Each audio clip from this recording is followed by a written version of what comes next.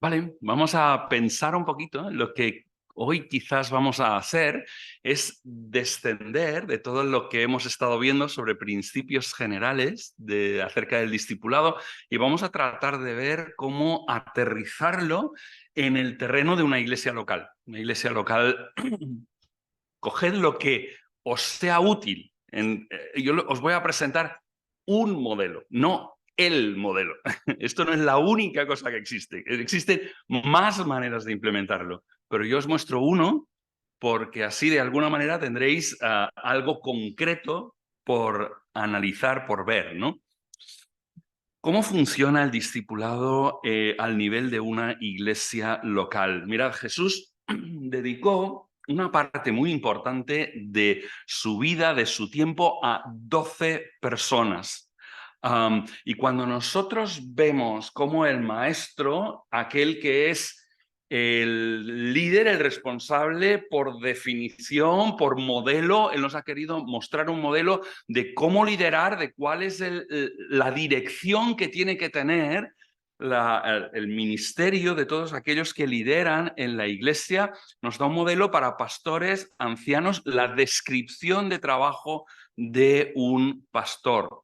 Nosotros frecuentemente consideramos, tenemos un modelo de lo que debe ser un pastor y de cómo debe arreglar su tiempo de ministerio, qué debe hacer. De alguna manera, todos en nuestra mente tenemos una descripción de trabajo y nosotros les entregaríamos nuestra descripción de trabajo a los pastores, les diríamos, mira, tienes que hacer esto. Pero en lugar de esto, lo que os propongo es que pensemos en el modelo de Jesús.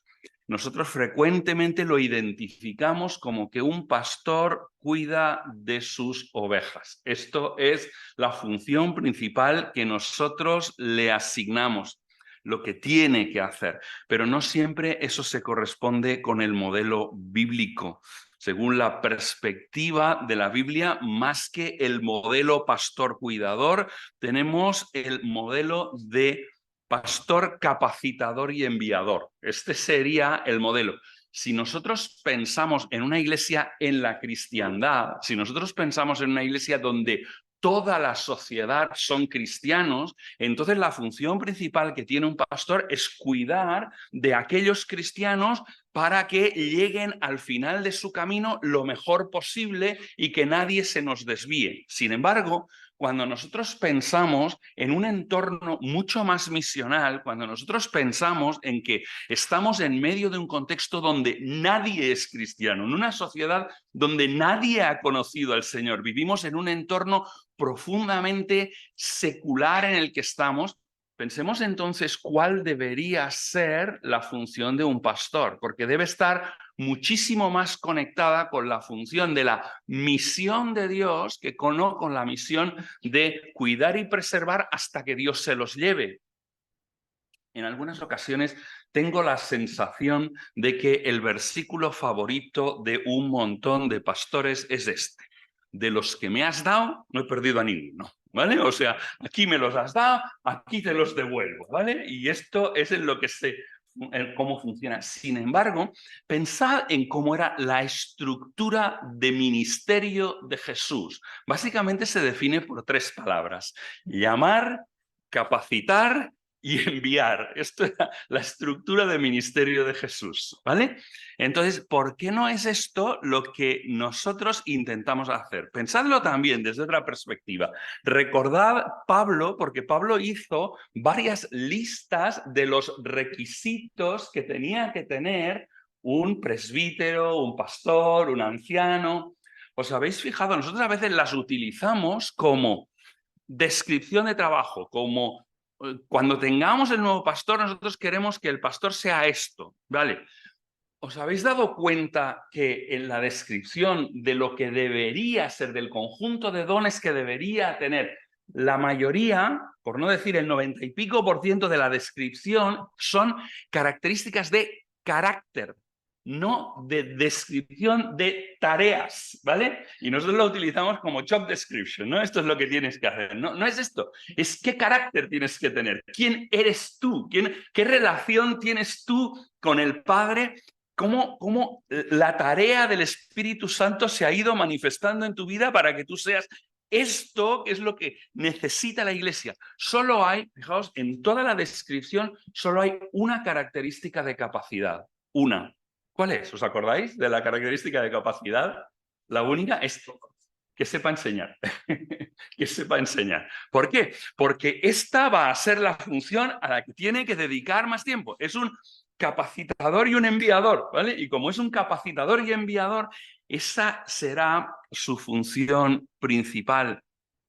No es que los pastores tengan que hacer todo el ministerio, los pastores tienen que hacer poco ministerio, sino que quien tiene que hacer el ministerio son los miembros. Por eso Efesios 4:12 dice, a fin de capacitar a los santos para la obra del ministerio. ¿Quién hace la obra del ministerio? Los santos hacen la obra del ministerio. Ellos hacen la obra del ministerio. ¿Cuál es la función del pastor? Capacitar para que ellos hagan la obra del ministerio. Piénsalo bien, está girado al revés. El 99% son los que hacen la obra del ministerio. Es decir, todos los que no son los pastores. Y los pastores, ¿qué es lo que? El 1%, que son los pastores de la iglesia, su ministerio, su función, está en función de lo que hacen los demás. Hemos girado todo esto y lo estamos haciendo justo al revés. Lo que estamos haciendo es que yo intento como pastor captar tiempo libre de la gente cuando ellos salen de sus trabajos. Yo trato de captar tiempo libre suyo para que ellos se involucren en el trabajo que el Señor me dio a mí, ¿vale? En lo que tiene que ver con el interior de la iglesia. Nosotros intentamos rescatar tiempo de ellos. Hay que girar el ministerio al revés. La función es que el 1% está en función del 99%, no el 99% en función del 1%. Por lo tanto, es lo que os decía, ¿cuánta gente en mi iglesia tiene ministerio? El 100%. Todos tienen un ministerio. Todos están en algún sitio en el que Dios les ha puesto. Y mi función, yo existo, el 1% existe en función de ellos. Por lo tanto, hay que girar, hay que revertir todo lo que es la función pastoral, porque quizás no la estamos entendiendo en función de lo que es la misión de Dios, sino en función, y lo que les pedimos a los pastores es cuídame en momentos de crisis de la vida, atiéndeme, cuando haga falta, por favor, estate a mi lado. ¿Sabéis? Hay muchas de esas funciones que las puede hacer la iglesia como congregación. La iglesia tiene capacidades. La iglesia tiene dones, la iglesia tiene cosas que puede hacer y si nosotros les capacitamos, ellos pueden hacer una tarea muy importante, una parte muy importante. La parte que no deberían ser ellos los que tiran de la historia es tirar del discipulado. El discipulado tiene que ser el objetivo central, el centro de la iglesia. Mirad, una iglesia puede sobrevivir sin muchas cosas, pero no puede sobrevivir sin discipulado. No está cumpliendo el centro de la tarea que el Señor le dio. Si una iglesia cierra todos los ministerios que tiene, los cierra absolutamente todos y solo hace una cosa, que es discipular, la iglesia está haciendo el llamamiento que Dios le dio. Id y haced discípulos. Esto es lo que tenéis que hacer. Id y haced discípulos. Si lo cierra todo y solo deja, si tiene todo lo demás, pero no está haciendo discípulos, no está haciendo lo que el Señor le dio para hacer. No es esa la tarea. Y muchas veces estamos mareando la perdiz, queridos. Estamos haciendo de todo. La iglesia tiene un montón de ministerios y no se está cuidando de que intencionalmente las personas estén siendo discipuladas. ¿Por qué invertir la vida? ¿Y por qué invertir la vida? Os voy a hacer una pregunta más. ¿Por qué invertirla en unos pocos? Porque en la vida, si te dedicas a hacer discípulos, vas a hacer pocos. Si tienes que pasar tiempo con ellos y tienes que pasar de 1 año a 1 año y medio o a veces 2 años hasta que una persona comienza él mismo a hacer otros discípulos, si esta es la medida, tienes poco tiempo. Porque además no puedes discipular a demasiada gente a la vez. Nosotros cuando discipulamos, mi esposa y yo discipulamos a una pareja.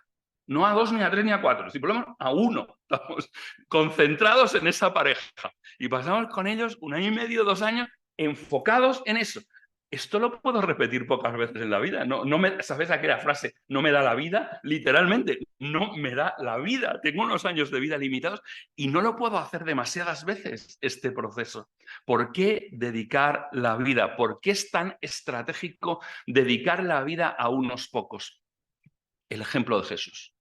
El ejemplo de Jesús. Voy a dar dos grandes razones por las cuales Jesús dedicó su vida, dedicó gran parte de su ministerio, no todo, pero dedicó gran parte de su ministerio a 12 personas. En primer lugar, la primera razón es transformación.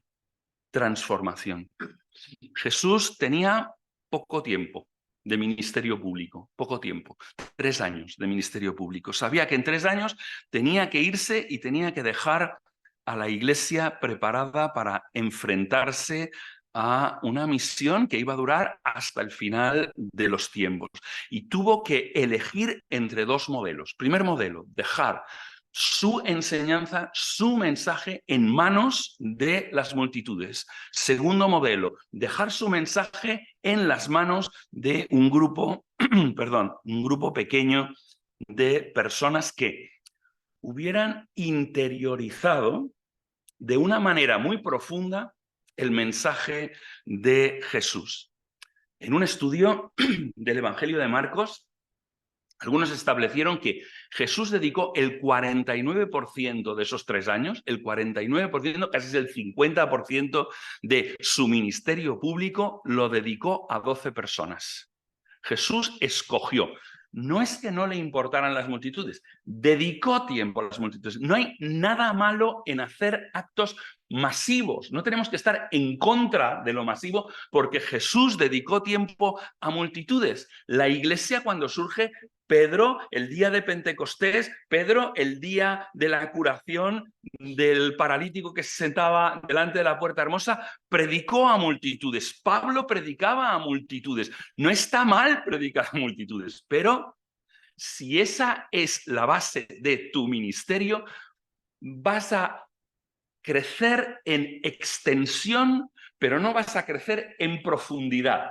Esto es lo que le está pasando a una parte importante del movimiento evangélico en el mundo. Está creciendo muchísimo. El crecimiento que está teniendo el evangelio en lugares como Latinoamérica, como África, como Asia, es en extensión. No está mal crecer en extensión, siempre y cuando a continuación veamos y crezcamos en profundidad. Porque si no, lo que crece en extensión se lo lleva a cualquier tipo de lluvia, cualquier tipo de tormenta lo quita de delante de nosotros. Es por eso que a veces nosotros nos especializamos en hacer campañas evangelísticas. Cuando pensamos en evangelización, pensamos en campañas. Y la campaña tiene este problema. El problema que tiene la campaña es que de los que van a ir ahí, una parte va a aceptar el mensaje. De esa parte que va a aceptar el mensaje, pocos van a venir a una iglesia, o van a venir una vez, van a venir y no van a volver más. Otros van a quedarse y van a estar un tiempo largo, 1 año, van a quedar y se van a ir. La cantidad de personas que recogemos después de una campaña es reducida a una perspectiva de 1, 2, 3 años. Por lo tanto, no está mal hacerla siempre y cuando a continuación tengamos la tarea de discipulado. Si no tenemos la tarea de discipulado, todo el esfuerzo que hemos hecho se nos va por la puerta de atrás. Hay que cerrar la puerta de atrás de la iglesia. Jesús mantenía un sano escepticismo frente a las masas. En las masas es fácil perderse en ella. No cuesta nada ser parte de una masa, de una multitud que es muy variada, pero también muy cambiante, muy inestable las opiniones de las masas. Movilizar a las masas en un sentido o en otro es relativamente fácil. Es mucho más fácil manejar una masa que una persona. Las masas se mueven de una manera en fin, muy poco consistente. Pensad en la historia de Jesús mismo. En la última semana de Jesús, Jesús entra en la ciudad de Jerusalén y la masa sale a por Jesús, ¿no? Y todo el mundo está entusiasmado con Jesús. 5 días después estaban pidiendo que le mataran, ¿vale? y sin admitir nada más. Solo lo único que queremos es que lo maten a este que entró en la ciudad. Las masas no son consistentes. Si nosotros solo pensamos en actividades masivas, no vamos a edificar la iglesia del Señor. La iglesia del Señor a veces es un grupo pequeño de personas, no una cantidad muy grande, un grupo pequeño de personas que tienen la capacidad de incidir. Jesús no se equivocó. Jesús no se equivocó usando la mitad de su tiempo de ministerio en la vida con un grupo muy pequeño de personas. ¿Por qué digo que Jesús no se equivocó? Aparte de porque Jesús es el Señor, ¿vale? No, pero ¿por qué no se equivocó? Porque tú y yo estamos aquí ahora. Esta estrategia funcionó. La estrategia. En cambio, nosotros hacemos estrategias de alcance muy grande porque nos parece que con eso vamos rápido, ¿no? Y tenemos un montón de gente que escucha el Evangelio. Sí, tenemos un montón de gente que escucha el Evangelio, que tiene una comprensión muy limitada y que pocos continúan. Necesitamos cambiar la estrategia. No digo que no hagamos nunca nada masivo. Digo que cada vez que hagamos algo masivo nos aseguremos de que las personas van a ser discipuladas luego. A pesar de todo, ya os digo, seguimos muchas veces pensando en estrategias de masas. Muchas veces seguimos pensando cuándo un acto que organizamos es un éxito. Un acto que organizamos es un éxito y nos vienen 3 personas. Y yo os digo, ¡qué fracaso! ¡Qué mal! Han venido 3 personas. No es un fracaso. No es un fracaso. En un acto que organizamos vienen 200 personas. Exitazo. Estamos subidos en la ola. Estamos surfeando, ¿no? Con esas 200 personas. No necesariamente. Si no somos capaces de hacer crecer a las personas en profundidad, si no hay transformación, este es el problema real de las iglesias en el día de hoy, que hemos crecido mucho más en extensión que lo que estamos creciendo en profundidad. Tenemos un problema de superficialidad en las iglesias. ¿Cómo sabemos que tenemos el problema de superficialidad? Mirad, lo sabemos porque cuando hay alguna tensión, cuando algo tensa, la gente se comporta con criterios carnales. Hay un problema en la iglesia que hay que resolver. ¿Cómo se comporta la iglesia? Lo sabréis perfectamente cómo se comporta. Si tenéis una reunión de iglesia, una asamblea de iglesia, la forma que tengáis de administrar, y la gente en la reunión de iglesia son el verdadero diablo, es que realmente no ha habido una experiencia de transformación interior, porque en la hora de la Santa Cena todos somos muy buenos. En la reunión de oración todos somos encantadores, ¿entendéis? No tienes que buscar a los discípulos de Cristo en las reuniones de oración. Los tienes que buscar en los momentos de tensión. ¿Qué sucede cuando la vida se pone dura? ¿Qué sucede cuando la vida se tensa, ¿no?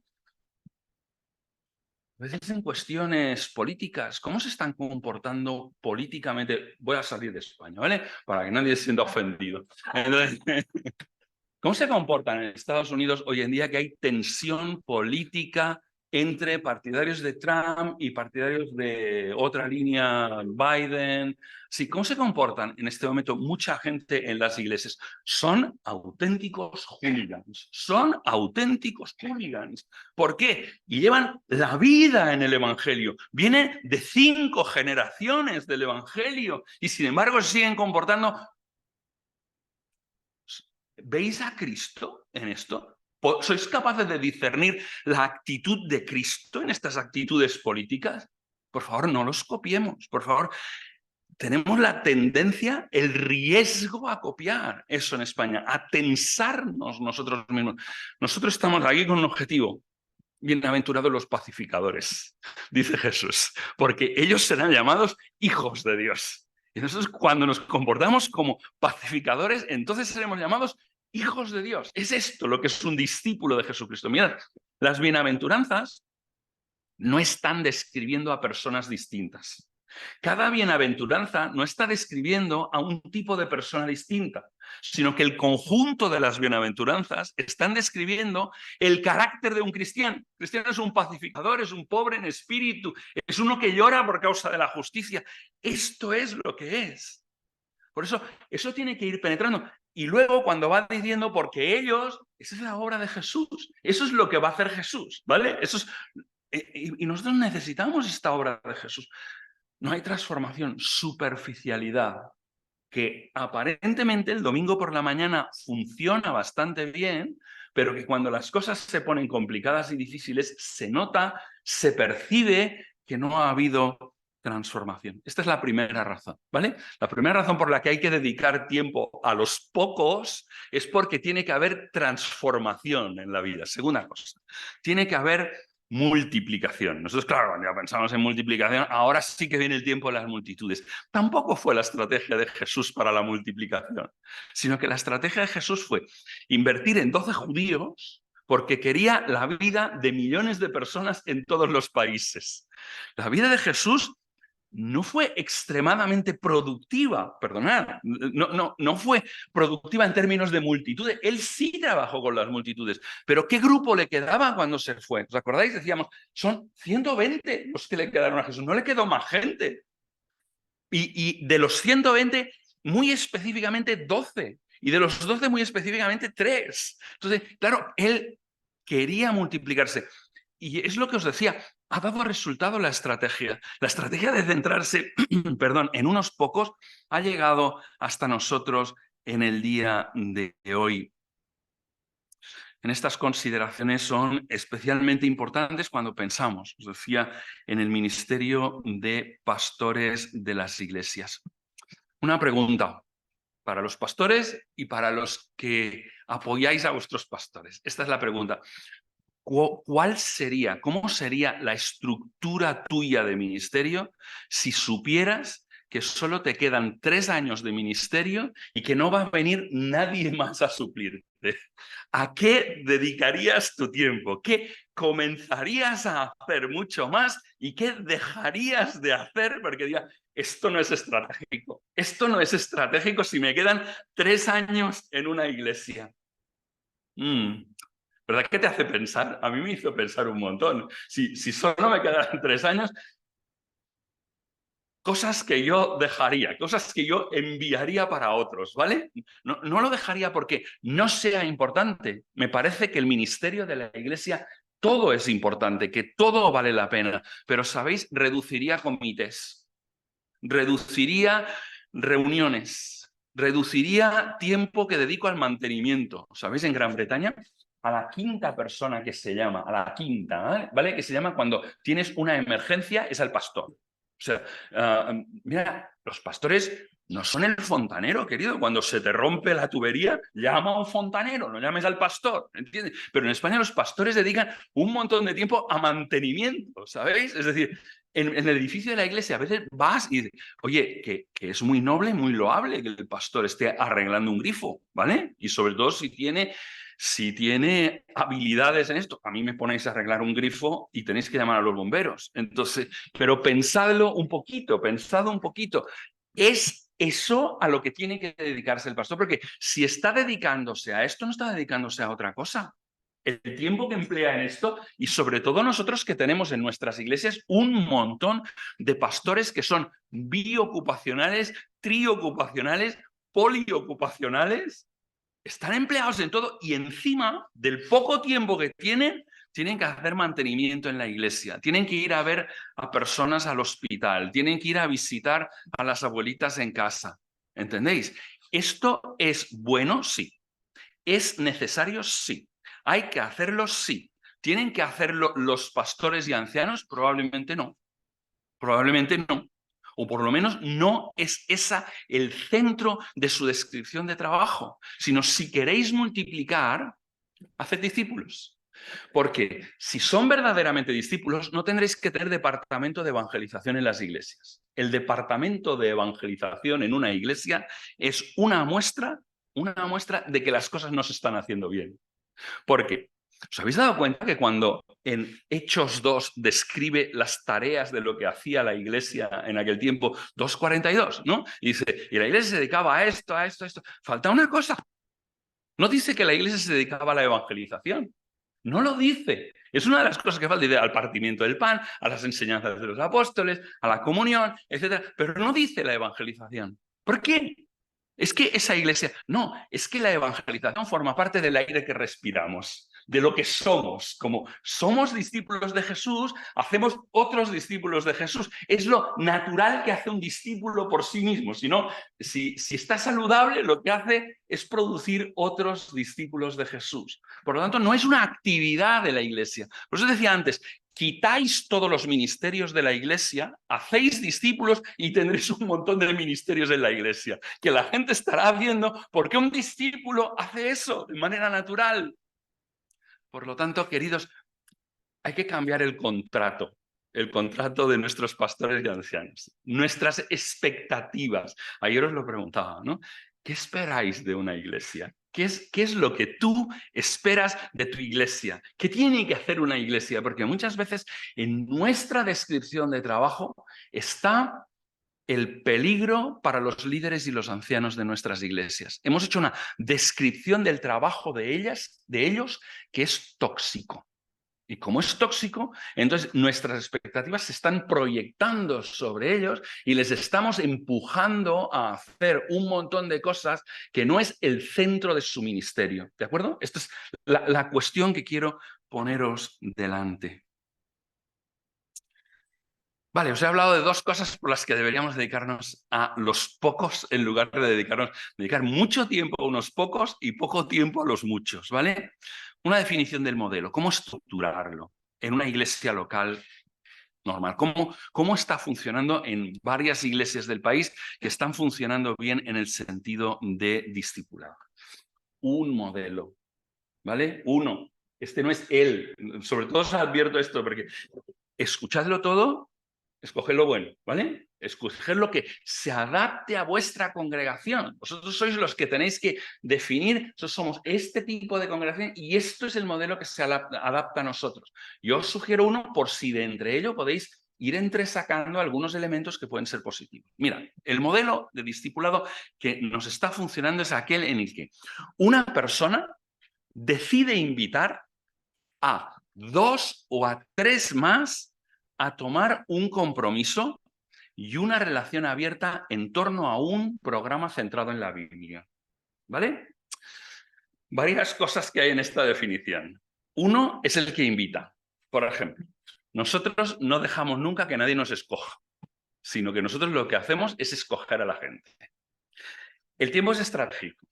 Jesús fue quien escogió a sus discípulos. No le escogieron ellos a él, sino que Jesús fue quien los escogió. ¿Cómo los escogió? No hay una tarea que le tomó tanta preocupación a Jesús como la elección de sus discípulos, porque él sabía que se la estaba jugando en la elección. Fijaos lo que hizo. Tardó 6 meses en escogerles, mientras antes les había visto, ¿vale? Pero no había tomado decisión de ninguno. A continuación hizo una cosa, les escogió y les escogió públicamente, no a escondidas. Esto en una iglesia es potente. Si tú escoges, voy a dedicar mi tiempo de ministerio no a estos 200 que tengo aquí, sino que voy a dedicar mi tiempo de ministerio a estos 7 u 8, ¿vale? ¡Buah! Armas un lío en la iglesia, armas un follón. Y Jesús lo hizo así. Jesús dice que llamó a todos sus discípulos y cuando los tenía todos delante, dice, este y este, ¿vale? Y yo me voy a dedicar a estos de forma especial, ¿no? ¡Ey! El modelo de Jesús. O sea, a veces a nosotros nos parece que sabemos hacerlo mejor que Jesús. Yo soy capaz de mejorar, como lo hizo Jesús, ¿no? Jesús funcionó así. Y él los escogió, pero pensad una cosa, se nos dice, de las pocas veces que se nos dice que pasó Jesús una noche orando, despierto, en la montaña, fue antes de escogerlas. ¿Por qué? Porque te estás jugando. Él se jugaba sus 3 años de ministerio. No tenía plan B. No había otro grupo de discípulos plan B, sino que solo tenía 3 años y tenía que darle específicamente. Por eso preguntó al Padre. Nosotros cuando tenemos que escoger quién va a ser la persona o las personas con las que vamos a pasar tiempo después, dedicamos mucho tiempo. A veces pasamos tiempo sin discipular a nadie, esperando a que salgan las personas correctas. Y a continuación les invitamos nosotros y les decimos que les explicamos en qué consistirá. Esto va a ser en serio. Vamos a hacer como si firmáramos un contrato. Algunos incluso firman un contrato, ¿vale? Se comprometen por escrito de que van a dedicar tiempo. Va en serio esto. Si la persona dice, bueno, no sé si podré o no, tú no. Si no sabes si podrás, si antes de comenzar no sabes si podrás, tú no. ¿Entiendes? Yo no voy a perder tiempo. Tengo pocas balas en el arma, ¿entendéis? O sea, no puedo perderlas, sino tengo que enfocarme. A veces nos equivocamos al escoger la persona y decimos, el más necesitado de la iglesia. ¿Cuál es el más necesitado? Pues pues me dedico a este. Error, no te dediques al más necesitado, dedícale. El discipulado es como una especie de partida de billar, para que lo veáis gráficamente. Yo le tengo que dar a una bola, pero esta bola tiene que darle a otra bola, que tiene que darle a otra bola, que tiene que darle a otra bola y tiene que estar dándole a bolas. Mientras esté vivo, este tiene que estar. No te estoy pidiendo que te comprometas a un programa de 1 año y medio, estoy pidiendo que te comprometas el resto de tu vida a hacer discípulos, ¿entiendes? O sea, esto es complicado, estoy pidiendo que te entregues al Señor, que tu vida sea hacer discípulos, porque yo comienzo contigo, pero tú tendrás que continuar. Entonces, que uno hace el tonto mientras está en el periodo de año y medio, lo saco de en medio, lo quito. No sigo gastando tiempo con él. ¿Entendéis? Porque tienes muy pocas oportunidades y tienes que darle a una bola que luego le dé a un montón de bolas. Siguiente pregunta. ¿Y por qué no 1 a 1, que va a ser más intenso? Nosotros no disparamos 1 a 1 casi nunca. Ahora estoy en un 1 a 1, ¿vale? Es mi primer 1 a 1, porque se ha presentado así y no he podido ver otra manera. Pero normalmente nosotros siempre hacemos 2 o 3. ¿Por qué 2 o 3? Es decir, somos en total 3 o 4 personas en el discipulado. A veces porque somos nosotros una pareja y cogemos otra pareja. Entonces somos 4. Entonces así directamente funciona.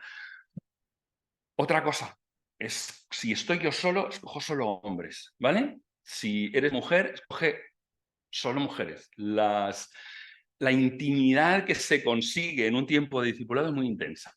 Y no conviene comenzar con cuestiones que puedan desviar tu atención o que puedan ponerte en riesgo y en peligro. Hombres, hombres, mujeres, mujeres, a lo bruto. Esto no es políticamente correcto, pero funciona mucho mejor así, os lo digo en serio. Entonces, ¿por qué? ¿Por qué 3 o 4?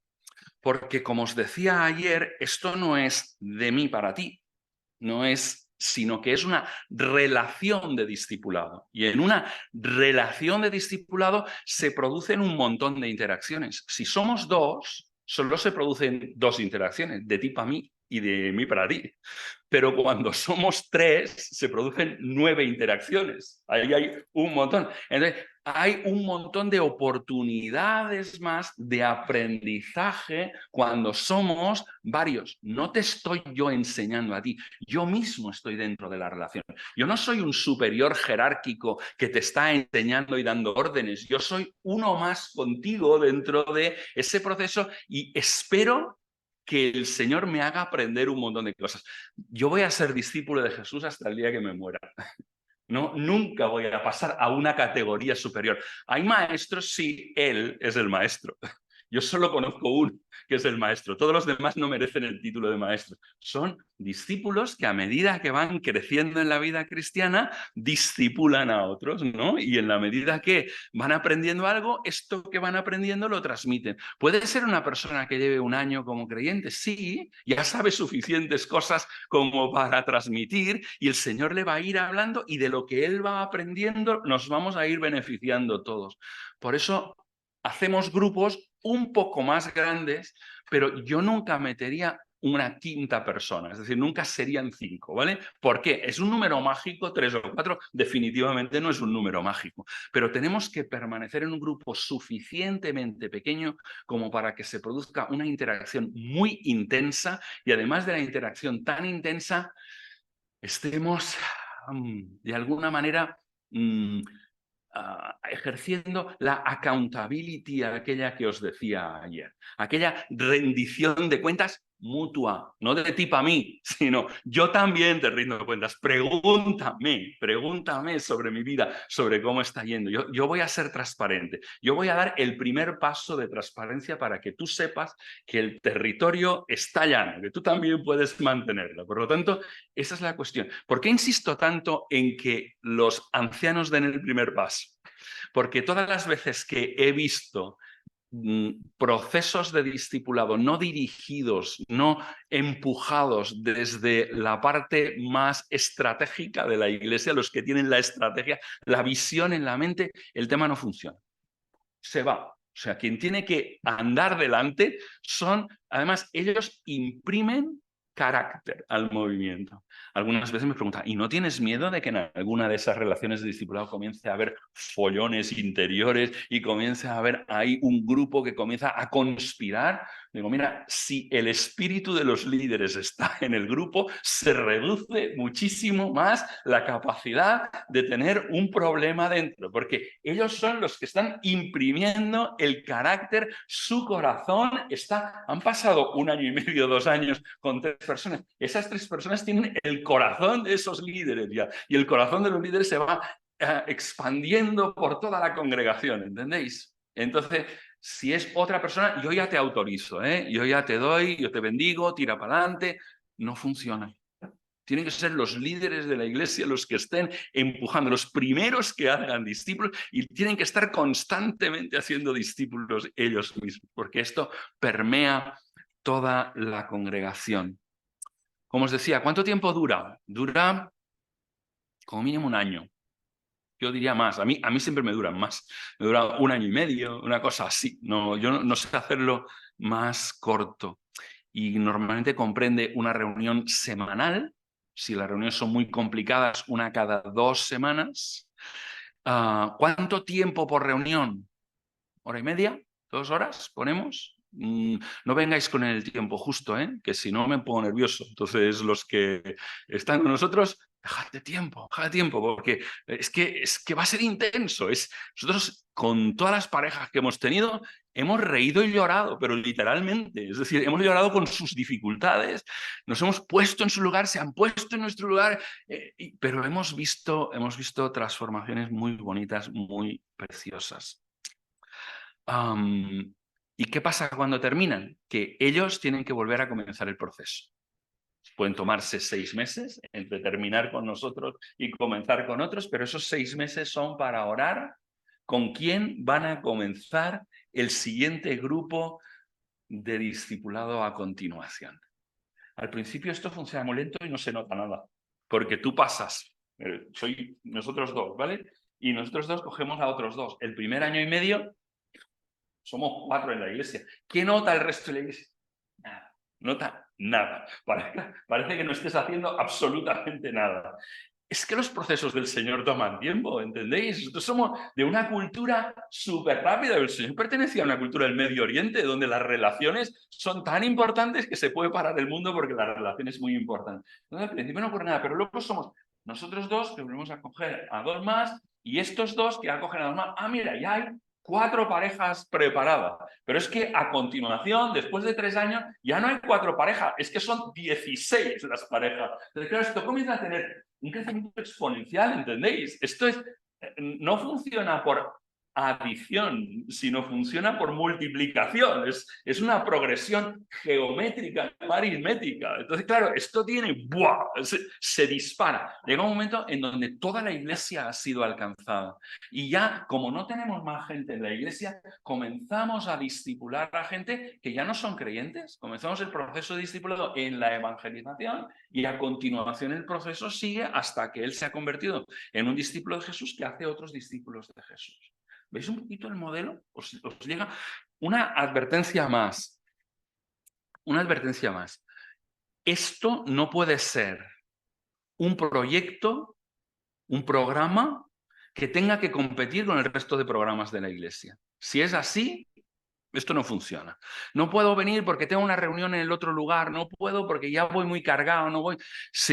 Oye, es lo que te decía, más valdría cerrar todos los ministerios de la iglesia, cerrarlos todos y dedicarte a discipular. No es necesario cerrarlos todos, ¿vale? Se puede seguir funcionando, pero lo que quiero decir es que esto no es un programa.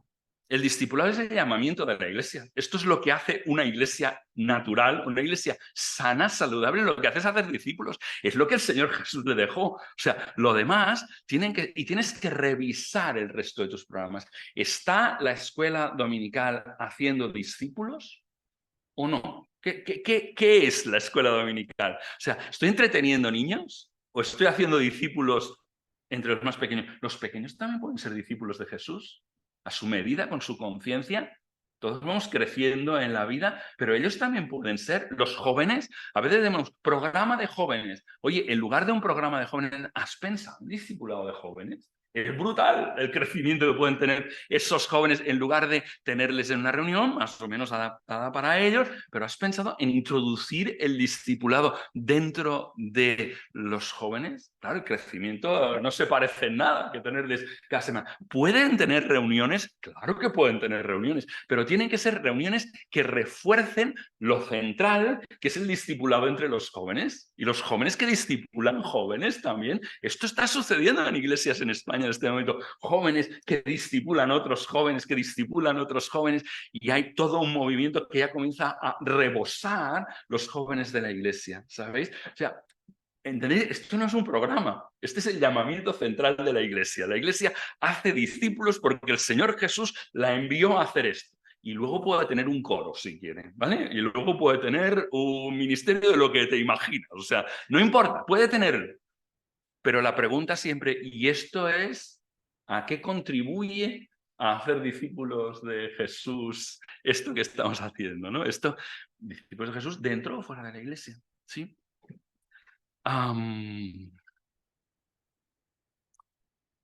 Hacedlo fácil, hacedlo fácil. Es un programa, no es un programa, es llamamiento central de la iglesia que tiene que funcionar por principios orgánicos. Si estableces todo una mega big estructura ahí para que esto funcione, esto se te parará. Cuanto más complicado sea de transmitir, más fácil que se pare. ¿Cuál es la función de los ancianos en este papel? Los ancianos son los que empujan las bolas del billar, ¿vale? Imagínate que una bola va dando vueltas así, no llega a darle a la siguiente y se te ha parado la bola. ¿Qué hace el anciano? Clic, darle a la bola otra vez para que le pegue a otra bola, que le pegue a otra bola, que le pegue. Pero si no, funciona solo. ¿Vale? Unos cuando terminan, el mismo que ha terminado con ellos, simplemente vigilan que en 3, 4, 5, 6 meses estén ya discipulando a otros. Que no están, clic, toque a la bola, pequeñito, solo. Oye, ¿qué pasó que no estáis haciendo discípulos? ¿Qué pasó que ahora no estáis en un programa, en un proyecto de discipulado? ¿Entendéis? Solo este es el papel, tiene que funcionar solo. Eso así es como funcionaba en los tiempos de Pablo. Pablo discipulaba a uno, que discipulaba a otro. ¿Os acordáis de 2 de Timoteo 2:22? Que dice, y enseña esto a otros, que sean capaces de enseñar a otros, ¿no? Por lo tanto, esta es la clave, ¿eh? Que esto funcione solo, que por lo tanto el papel es automático, funciona y solo está en empujar si la bola se para. Bueno, no sé qué más explicaros, porque es que no es complicado, no es complicado, es simple, ¿eh? Fácil no, simple. Vivimos en una sociedad donde la gente vive muy alejados los unos de los otros, donde durante la semana es complicado tener reuniones, y estas reuniones, y yo os las recomiendo que si no es que hay una epidemia de COVID, os reunáis presencialmente. La presencialidad gana. No tiene nada que ver con reunirse a través de una pantalla o una cámara. Hoy en día se hacen hasta tratamientos psicológicos, se hacen online, ¿no? Pero es que esto es otra cosa que un tratamiento psicológico. Esto tiene que ver con transmisión de vida. Transmitimos vida los unos a los otros. Vamos pasándonos la vida de Jesucristo los unos a los otros. Y aquí termino, ¿vale? Voy a abrir un pequeño tiempo. Son las 12. ¿Me dais unos minutillos? Sobre todo por si han quedado dudas o inquietudes. Entonces, si tenéis dudas, inquietudes, porque claro,